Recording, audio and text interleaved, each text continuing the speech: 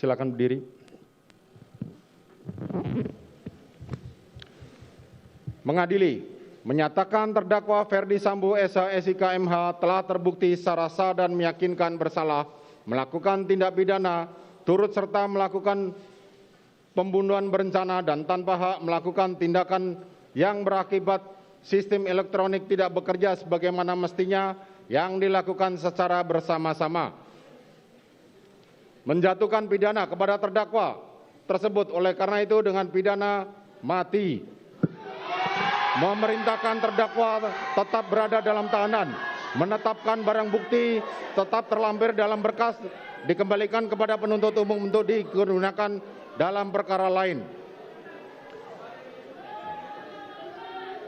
Menetapkan terdakwa tetap berada dalam tahanan.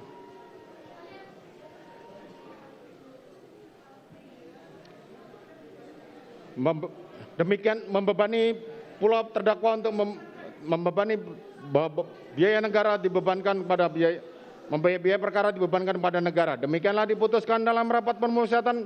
Silakan duduk.